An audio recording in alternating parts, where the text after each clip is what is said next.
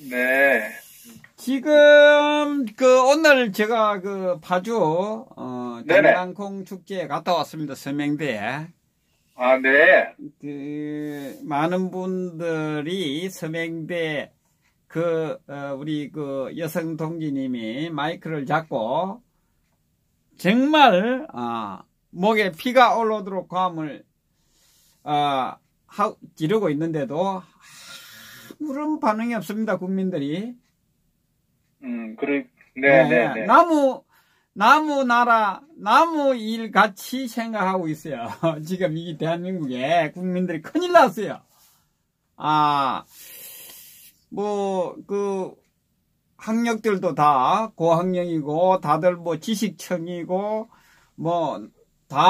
자기가 다 잘 살고 이러는데, 참 이 대한민국이 이 일을 어찌하면 좋을지, 참 걱정스럽습니다. 그래서 오늘 이 제2 IMF에 대해서 정말 우리 국민들에게 강력한 메시지의 논평을 부탁드리겠습니다. 지금 이 국민들이 내성이 생겨가지고 웬만한 소리를 들으면 귀에 들어가지 않아요. 귀에다가 콘크리트를 쳤는지 철판을 깔았는지 도대체 어찌하면 좋을지 좀 와닿는 그런 논평을 좀 하여 주시기 바랍니다.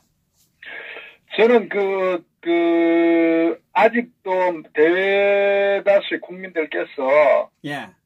현실감을 느끼지 못하는 이유는 두 가지라고 생각해요. 첫 번째로는, 언론에서, 실질적으로 국민들의 경제적인 측면에서 굉장히 우리가 이렇게 외식을 하러 가보더라도, 요즘 10시 넘으면 저녁식 살 수 있나요? 거의. 아마 식당이 거의 문 닫았을 거예요. 9시 넘어도 아마. 네, 일찍 문을 다 닫더라고요. 손님이 없으니까, 예. 네네. 그리고 실제 이제 자영업 하시는 분들이나 소상공인들은 거의 아마 장사를 하신 이후에 전례 없는 그런 아마 어려움을 겪으실 거예요. 실질적으로는. 그런데, 언론에서는 아직 경제 위기라고 인식을 전혀 언급하지 않고, 그러니까 경제 위기라고 언론에서 언급하게 되면은 현 정권에 부담을 주기 때문에 아마 통제를 할 거예요. 또 하나는, 아직까지는 그래도, 조금 절약해서 살면 된다고 아직 극단적인 어려움을 겪지 않기 때문에, 지금까지는 아마, 대다수 국민들께서 그런 인식 갖고 있지 않나 이렇게 생각을 하고요. 저는 큰 틀에서 아마 내년도에 이제 직접적으로 더 심각한 상황을 저는 맞이할 거다 이렇게 봐요. 그러니까 언론 부분을 제가 말씀을 드리면, 네. 만약에 지금 좌파 지금 이 정권이 아니고 우파였다면 자영업자들 장사하는데 아마 방송국을 옮겨서 매일 방송을 하고 있을 겁니다. 그렇지 않습니까, 지금? 물론 그렇죠. 현재 언론 자체가 정상적인 좌도 우든 떠나 정상적 보도를 하게 되면 당연히 있는 사실 그대로 보도를 해서 거기에 대한 대책이나 대안의 정부를 촉구하고 할 텐데, 현 언론 같은 경우는 어쨌거나 이게 민주노총이 장악한 상태이기 때문에, 예. 현 정권과 운명을 같이 함께 한다 이렇게 봐도 저는 무리가 없다. 이런 배경을 갖고 있기 때문에, 어쨌거나 저들은 갈 때까지 정말 나라가 무너질 때까지라도 아마 뒤에는 정말 쓰나미가 몰려옴에도 불구하고 직접 경험하기 전까지라면 마지막까지라면 계속적으로 언론을 동원해서 문제없다고 이렇게 할 거예요. 그게 현재 민주노총이 장악한 언론의 현 주소니까. 예. 또 사실 정부에서도 통계 지표 같은 경우도 통제를 많이 합니다. 비근한 예로 사실 대한민국이 가장 경제 예측을 잘하는 민간 기업이 삼성경제연구소거든요. 셀이라고. 예. 삼성경제연구소에서 사실은 가장 정확하게 예측을 하는데 언제부턴가 정부에서 압력을 가해가지고 요즘은 삼성경제연구소에서 발표를 하지 않습니다. 왜냐면은 좀 부정적인 어떤 통계 수치가 발표가 되면은 굉장히 부담이 있다고 하기 때문에 그래서 압박을 받기 때문에 하지 않고 심지어 아시다시피 지난 실업률에 대한 부분도 통계청에서 발표해가지고 통계청장이 경질됐지 않습니까? 예. 그만큼 결국 이제 통계에 대한 부분은 철저하게 이 좌파 정부의 입맛에 맞게 통제당하고 있다. 이게 지금 현재 대한민국의 어떤 경제를 점점 어렵게 하는 뭐 하나의 또 요인이다 이렇게 보고요. 어쨌거나 그 통계는 계속적으로 그 연초에 연간 어떤 통계를 발표를 하는데 지금 보시면은 뭐 2018년 같은 것도 뭐 3%, 3.1% 하다가 1, 4분기 지나면 또 2.9%, 또 2.7% 계속 하향 조정하거든요. 그러니까 사실은 연초부터 뭐 통상적인 우리 경제 수치 자체가 상당히 그 낮게 예상이 됨에도 불구하고 이제 그런 식으로 이제 정권의 입맛에 맞게 지금 항상 이 통제되고 있는 상황이다. 이걸 이제 우리가 알아야 되고 그래서 사실 뭐 통계 주도 성장 뭐 형 이렇게 또 표현을 하잖아요.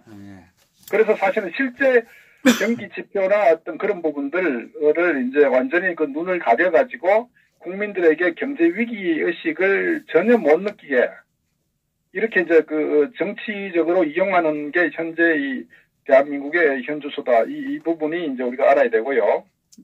어쨌거나 제가 볼 때는 그런 것 같아요. 크게 보면 이제 두 가지인데 이 경제 어떤 대한민국 경제 구조 자체 지금 현재 그 현상 자체가 굉장히 심각한데 그 부분하고 그다음 정책하고 두 가지 문제인데요. 뭐 큰 틀에서 보면 아시다시피 그 2017년도도 그렇고 2018년도 세계적 경제는 호황이었거든요. 미국이나 일본 중심으로 해서. 그럼에도 불구하고 유일하게 이 대한민국만 이 경제 상황이 극도로 악화되고 있는 그런 상황이기 때문에 그래서 이 부분 같은 경우는 이제 앞으로 2019년도 되면은 전 세계 경제가 점점 그 침체기로 빠져들다고 지금 예측을 많이 하고 있어요. 예.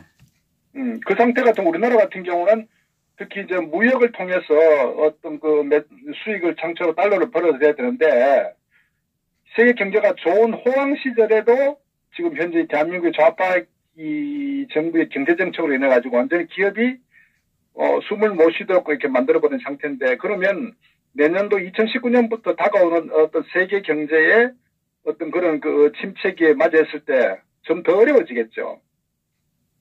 그렇기 때문에 2019년도가 큰 틀에서 보면은 전체적으로 이제 우리 수출 경제도 굉장히 어려움이 이제 먹구름이 오고 있고, 근데 더 중요한 것은 이 내부 상황을 보면은 그 2018년도 같은 경우도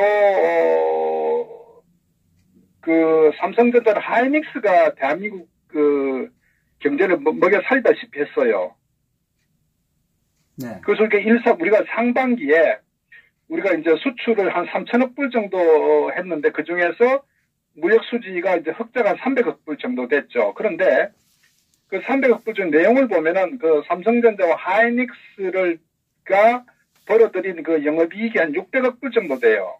예. 그런데 300억 불이 이제 흑자라는 얘기는 그럼 나머지 산업 분야에서는 마이너스 300억 불의 무역 적자가 났다는 얘기라고요. 그러면 이 반도체 쪽을 제외하면은 그건 뭐 대한민국 경제는 이미 이제 적자 구조로 접어들었기 때문에 그게 상반기에 그 하나의 현황이었는데 지금 3, 4분기의 경제 실적 발표를 보면 더 심각하거든요. 현대자동차 같은 경우에 우리 대한민국의 이 경제 수출 쪽이 한 11% 정도를 차지하는데 엄청나죠. 그런데 현대자동차가 통상적으로 벌어들이는 그 영업이익이 장사해가지고 이익이 평균 한 1조, 분기별로 한 1조 2천억, 3천억을 벌어요. 예. 그런데 이번 3, 4분기에 2,800억 정도로 감소됐어요. 1조 한, 그러니까 보통 뭐 분기별로 한 7천억, 8천억씩 영업이익을 남기는데 이번 그 3, 4분기에는 뭐 2,800억 정도 됐기 때문에 그러면 4, 4분기에는 아마 거의 적자로 돌아갈 가능성이 상당히 크다. 예. 그러면 먼저 대한민국 경제가 이 삼성전자와 하이닉스의 반도체에 의존해서 무역 흑자를 겨우 금가에 끌고 왔는데 이게 이제 4, 4분기에 접어들면서 이 반도체 수출 증가율도 급속도로 지금 떨어지고 있어요. 그러니까 나머지는 말할 것도 없고, 그러니까 현대자동차나 아마 4, 4분기 아마 적자 전환할 것 같아요. 자동차 팔아서 적자란 말이에요. 그러면 그게 이제 점점 심각한 것은 매년 분기 1, 4분기, 2, 4분기, 3, 4분기, 4, 4분기 가면서 영업이익이 급속도로 떨어져 적자 전환하게 되면 그럼 내년도에 1, 4분기 가면 적자 폭이 훨씬 커지겠죠. 그러니까 1조 뭐 5천억 정도 영업이익 내던 부분이 거꾸로 적자로 전환돼 버리니까 심각해지죠. 그러면 현대자동차 같은 경우는 그 협력사 1차, 2차 협력사들이 엄청난 직접 고용에 40만 명 정도 추정하더라고요. 그럼 결국 이제 뭐 현대자동차가 적자가 전환되면은 결국 현대자동차는 어떻게 그 부품업체에다가 더 단가를 후려치든지 자금이 없으니까 뭐 자금 지원도 안 되니까 그러면 1차, 2차가 또 부도나고 도산이 될 가능성이 커요. 부도날 가능성이.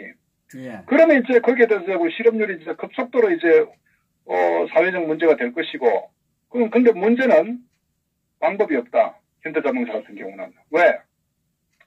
현대자동차 해외 수출하는데 어떤 그 탑 브랜드 같은 뭐 BMW나 아우디나 벤츠 같은 그 독일계 회사들이 이미 어느 정도 뭐 이 시장을 갖고 있고 그 다음에 뭐 일본 도요타 또 뭐 현대보다 앞서 갖고 있죠. 그러니까 또 중국이나 인도 같은 경우는 저가 자동차가 이제 또 자리를 잡고 있기 때문에 그러니까 현대자동차가 설 다리가 없는 거예요. 이게 지금 심각한 문제다.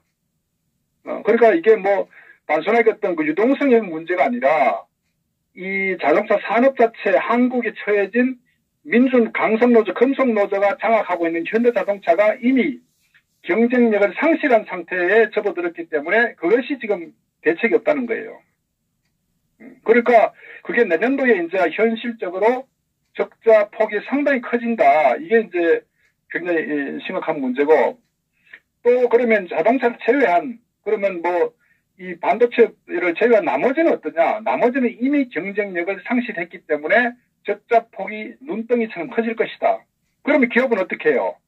적자가 나고 매출이 감소되고 하면은 결국은 구조조정해야 될 거 아닙니까?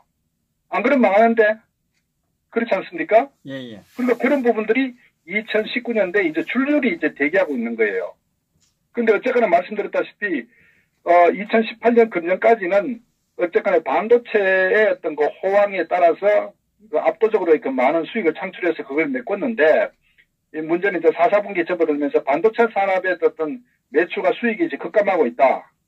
그래서 그 부분은 이제 2019년도에 이제 우리가 맞이하게 되는데 그래서 이런 상황이 오게 되면은 결국 이제 그 2012년 말, 그 2018년 12월 말이 되면은 국내 기업의 어떤 그 코스닥, 코스피 같은 경우에 이제 이 기업들 이 실적 평가할 때에 현재 우리나라 외국 기업들이 외국의 투자자들이 현재 그 한 6천억 불 정도의 어떤 그 주식 보유량이 되거나 외환이 그게 한 630조 가까이 돼요. 예. 근데 지금 문제는 대한민국 경제가 현재도 어려워지고 또 무디스 같은 경우도 이 금년도에 이 성장률 2.5% 정도 예측했고 2019년도는 2.3% 정도로 예측하는데 저는 개인적으로 그보다 훨씬 떨어질 것이다. 이렇게 판단합니다. 자, 그럼 그 얘기는 무슨 얘기냐? 주식시장에 들어가 봐야 이제 수익을 창출할 수 없으니까 외자가 빠져나가겠죠. 그러니까 빠져나가는데 제가 볼 때는 12월부터 이미 뭐 10월 달도 한 4조 5천억이 이제 외자가 빠져나갈 정도거든요. 팔아치운단 말이에요. 그러면 그게 11월, 12월 이래 되면 이제 급속도로 저는 상당히 그 말이 외국 자본이 빠져나갈 가능성이 크다. 어떤 국내 기업 실적이 안 좋기 때문에 거기다가 현재 국내 금리 자체하고 미국 금리 자체가 이 폭이 거의 뭐 0.75% 정도 이상 그 차이 나고 있기 때문에 또 이제 이 달러가 외국으로 빠져나갈 수 있는 어떤 근거가 또 더 강력하게 또 돼 있죠.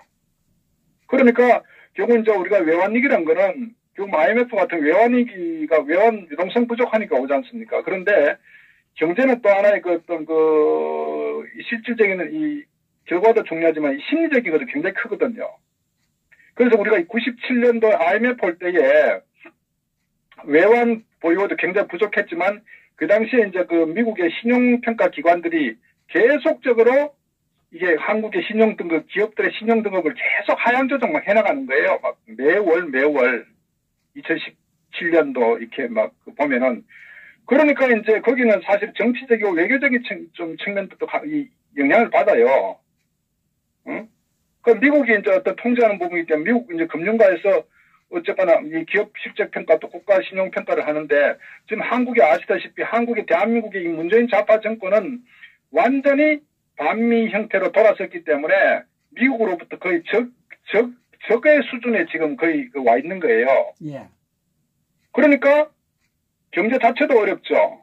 그 다음에 또 이런 상황 같으면 이제 그 한미 관계를 좀 복원해보다는 관계를 돈독해가지고 어떻게 하든지 미국으로부터 어떤 그 우방의 어떤 그런 지위를 확보해서 좀 잘 관계를 끌어나가야 되는데 오히려 지금 보세요. 미국 언론에서는 중국과 한국과 러시아를 북한을 도와주는 집단으로 규정을 하고 있잖아요. 과거에는 불과 얼마 전만 하더라도 북한의 뒤에는 중국과 러시아가 뒤에 받쳐주고 있기 때문에 항상 그 미국에서 그렇게 그 제재를 가했는데 이제는 공공연하게 북한 김정은을 뒷배를 봐주는 그 세 국가가 한국이 포함된 거예요. 그러니까 미국에서는 한국은 적색국가에 적색국가 쉽게 얘기하면은 그러니까 지금 현재 미국에서 통제하는 부분에 워킹그룹이라는 이런 그 실질적인 하나의 그 팀을 만들어 가지고 북한에 정말 돈 10원이라도 나가면은 다 통제하고 모니터링하는 상태 아닙니까? 지금 그런 상황까지 지금 한국이 미국으로부터 어떤 그 상당히 비판적이고 부정적인 인식이 이미 워싱턴에서 그렇게 인식하고 있기 때문에 이런 경제 위기 상황이 왔을 때 우리를 도와줄 어떤 국가도 없다는 거거든. 특히 어떤 미국이란 거는 전 세계 금융을 막 통제하고 있기 때문에 그럼 미국이 무관심하고 예를 들어서 신용평가 기관 같은데 굉장히 좀 부정적으로 계속적으로 만약에 평가가 내려지면은 다른 그 외국 자본들도 또 빠져나가겠죠. 그러니까 저는 현재 그 대한민국의 경제 상황 자체가 지금 통계적으로 보더라도 굉장히 지금 위험한 상황이다. 그런데 사실은 이제 걱정스러운 것은요. 1997 IMF 때는 그래도 대한민국이 그 금융 유동성에 문제 있었어요. 외환이 부족했지만은 그때 그래도 장사하면은 이게 수출도 되고 경쟁력이 확 있었단 말이에요. 우리가 그 당시에 이제 2096년도 같은 경우에 대한민국의 어떤 성장률이 한 6.8% 7%까지도 갈 정도로 수출하면 우리가 경쟁력을 갖고 있었단 말이에요. 그런데 지금은 이 유동성 문제 이전에 이 경제 구조 자체 경쟁력을 상실했다는 거라고요. 문제는 말씀드린 그게 더 심각한 거예요. 그러니까 현재는 지금 금융 위기가 아님에도 불구하고 경제 위기가 온 거는 대한민국 경제 구조 자체가 굉장히 심각하다. 그래서 지금 현재 또 하나 심각한 것은 지금 현재 마지막 단계 소상공인, 자영업, 숙박업소, 유통 이 부분이 완전히 이제 지금 절단 나버렸잖아요. 그러니까 그 상태에서 지금 겨우 버티고 있는 게 이 대기업들이 이제 수출 통해 버티고 있는데 이 대기업의 수출 쪽이 지금 적자로 완전히 막 돌아가면서 이제는 정말 앞뒤 꽉 막혀버린 상황이 됐다.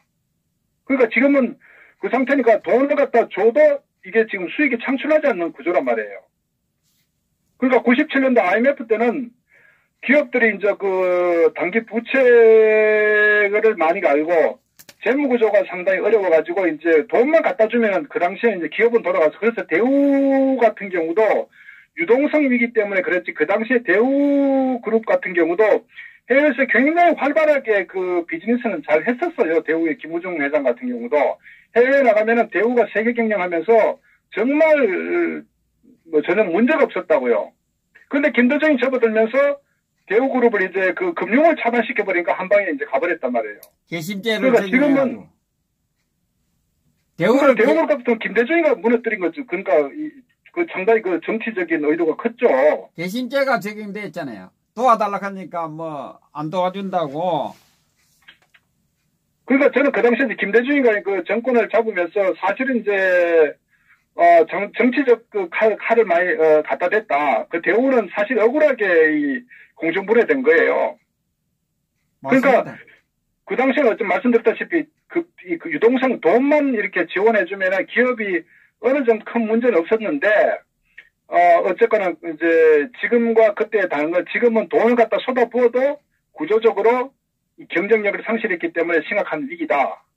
그러니까 이 위기 자체가 과거에는 유동성 위기라면 지금은 경제적인 어떤 구조 자체나 이런 수익성 감소, 수출 감소 이걸로 인해 가지고 내수가 침체되고 어떻게 보면 IMF 때보다 더 이미 힘든 상황을 겪고 있거든요. 그런데 이 상황이 내년 되면은 이게 이제 금융위기로 발생하는 상황이 크다. 그래서 그 주식시장에 외자가 빠져나가고 그렇게 됨으로써 제가 볼 때는 국민들이 더욱 더 어려운 상황이 온다. 그리고 지금 부동산 같은 경우는 아시다시피 금년에 여름에 굉장히 폭등했잖아요.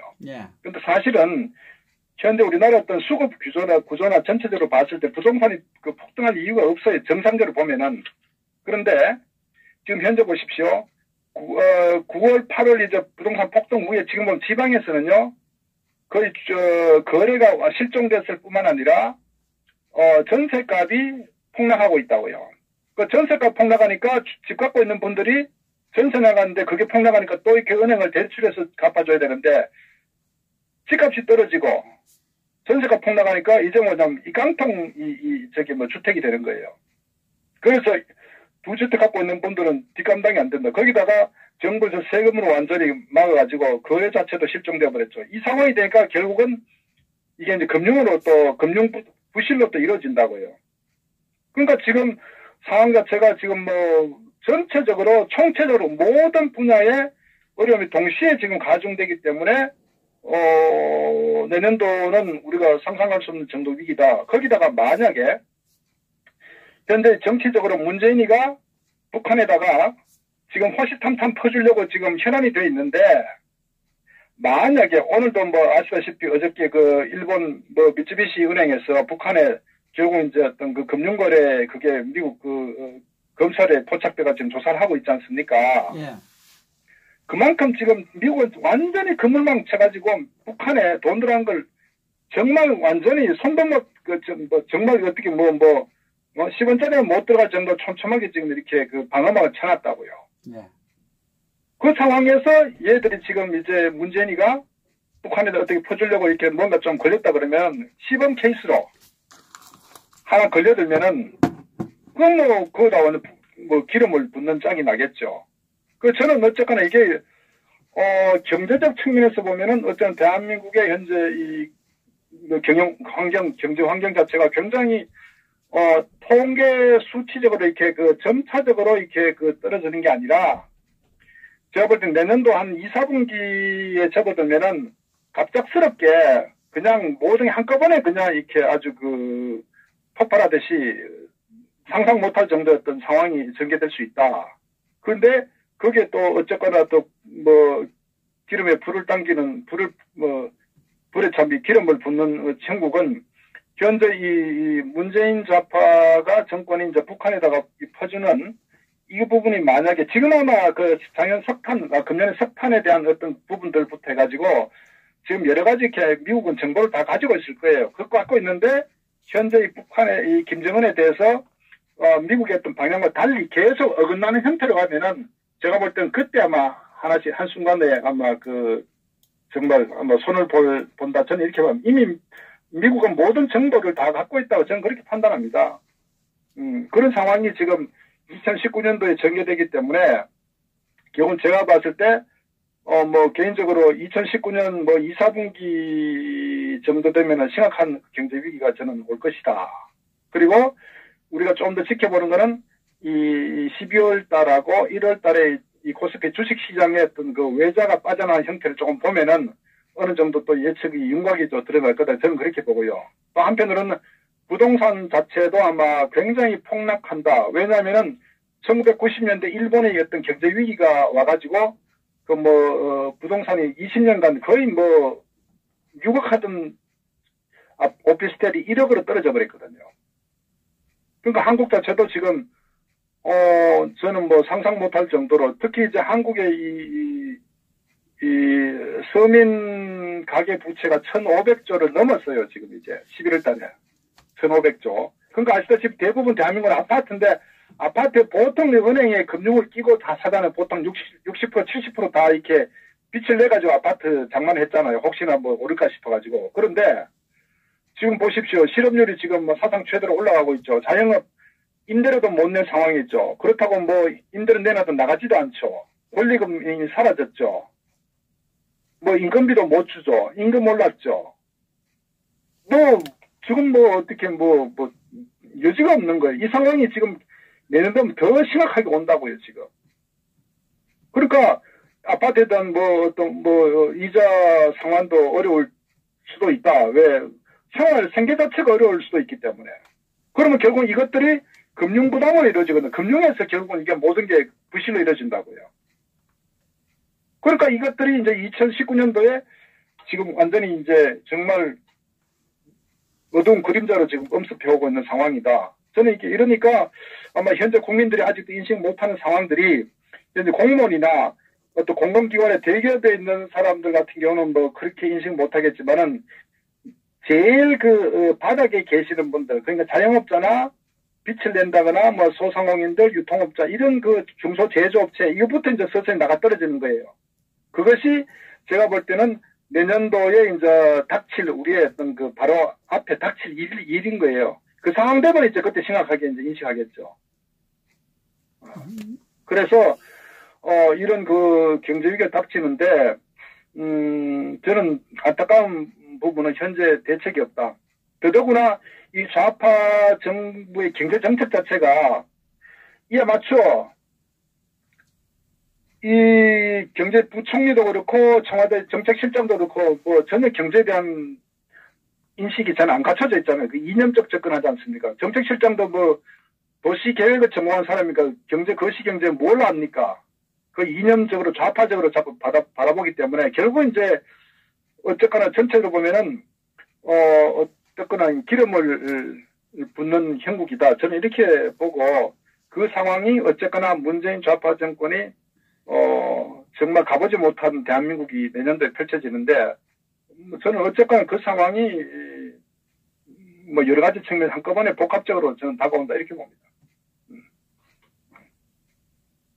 실질적인 실물 경제는 지금 사실상 IMF가 진작 온 거 아닙니까? 그죠? 아, 맞습니다. 네네, 그렇습니다. 그러니까, 말씀 우리가 IMF 때 지금하고 다른 건 딱 한 가지예요. IMF 때는 기업들이 이제 부채 비율이 높아가지고 돈을 조달하기 어려웠었어요. 그래서 돈만 갖다 주면 기업은 돌아갔습니다. 그 당시에. 근데 지금은 돈이 있어도 안 돼요. 구조가. 어려운 게. 이게 더 심각한 거라고요. 그러니까 여기다가 만약에 이 달러 부족한 외환이 부족한 상태 되면은 끝나버리는 거죠. 뭐. 한 방에 회복이 안 돼. 회복이. 그러니까 회복 불능이라고 제가 썼지 않습니까?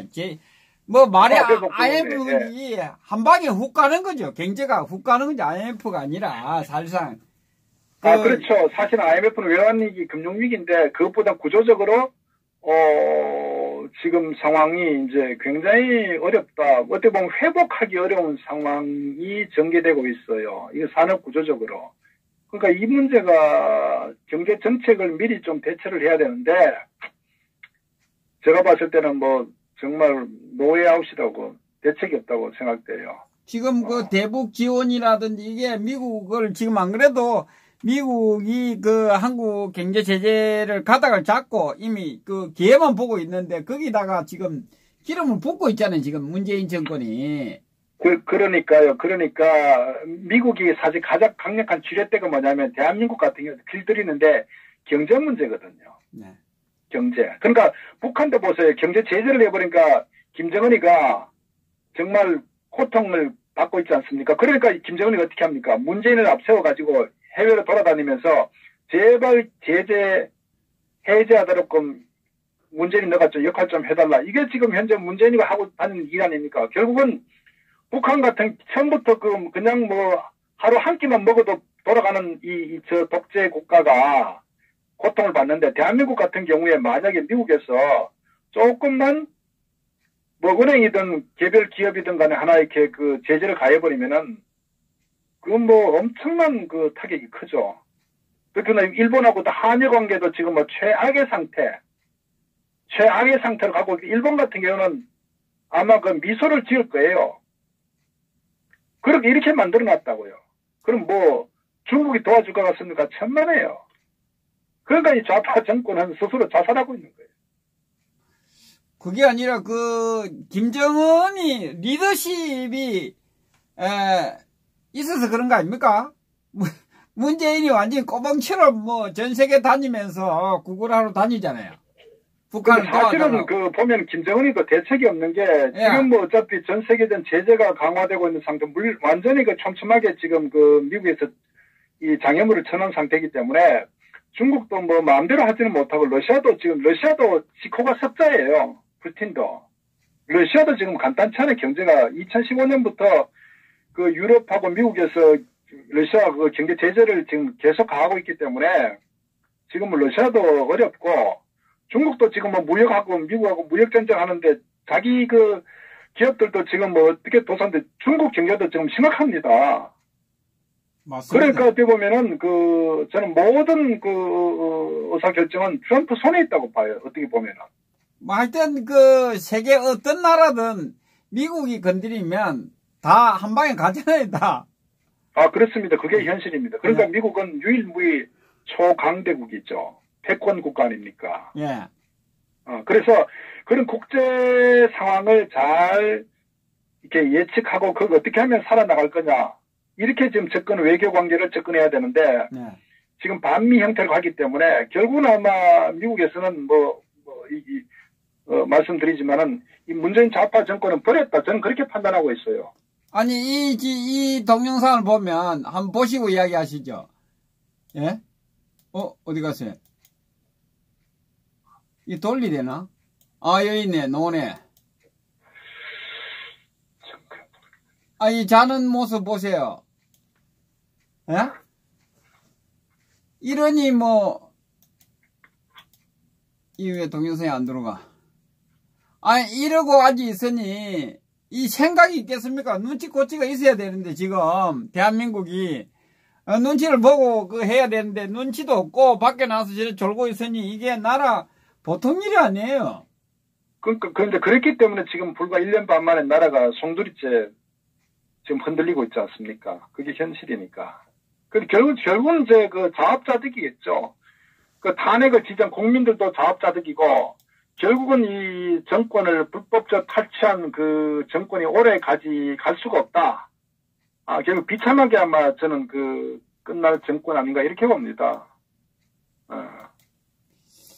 참, 그런데 이제, 정권은 무너지고 하더라도 희생은 다 고스란히 국민들이 다 감수를 해야 되지 않습니까? 이게 큰 문제 아닙니까, 이게? 탄핵 80% 지지한 국민들 자업자득 아닙니까? 80% 지지했으니까.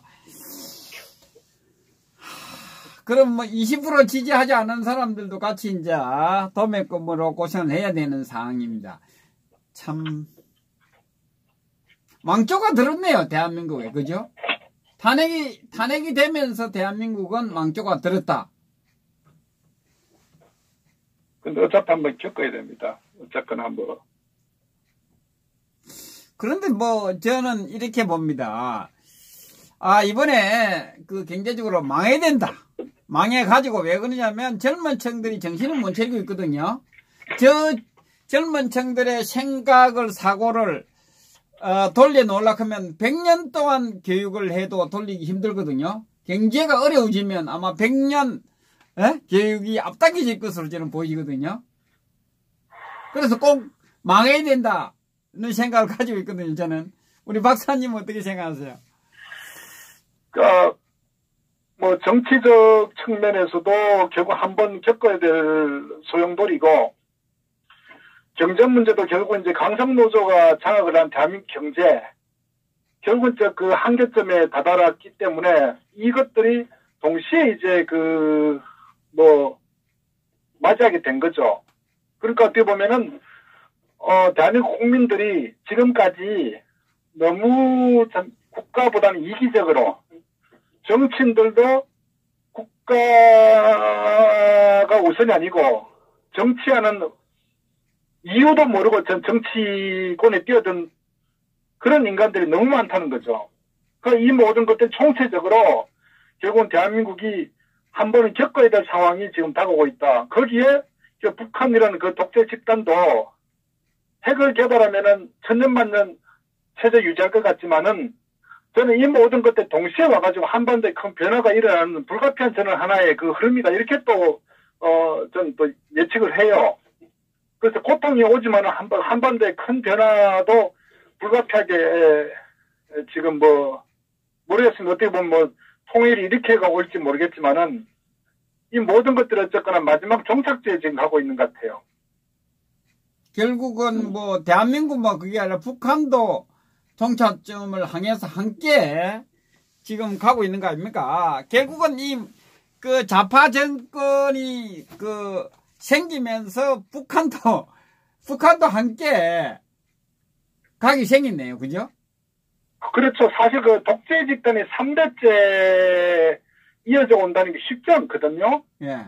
근데 결국은 이제 마지막에 쟤들이 핵을 만들어서 마치, 이 공산 독재 집단 완성을 이뤘다고 생각할지 모르지만 결국 그것이 무덤이다. 결국은 이제 한반도의 문제가 국제 문제가 됐고, 미국의 어떤 트럼프가 또 어떤 이 북한을 바라보는 이 현재 통제하고 관리하고 이런 상황이 됐기 때문에 저는 하여튼 모든 것들이 2019년도는 죽이 되든 밥이 되든 같은 상상 못할 변화가 온다고 저는 봅니다. 죽을 사람 많이 죽고 또 고통받는 사람 고통받고 저는 그런 상황이 2019년도에 지금 다가오고 있다. 저는 그렇게 저는 판단합니다. 예. 수고하셨습니다. 우리 박사님. 네네, 감사합니다. 예, 네. 편안한 밤 되시기 바랍니다. 네. 네, 내일 뵙도록 하겠습니다. 예. 네, 알았습니다. 예. 네.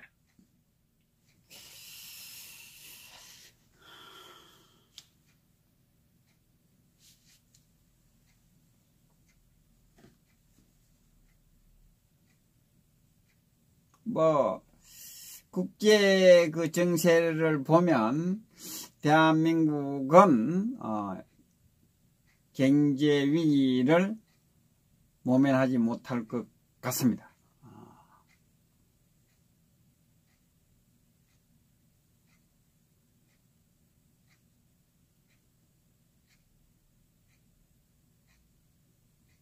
어떤 경제 위기가 코너에 몰려있다. 대한민국은 이렇게 보시면 좋을 것 같습니다. 하여튼 우리 애국 동지님들, 애국자님들은 아마 준비를 미리 하시면 좋지 않을까 이렇게 생각합니다.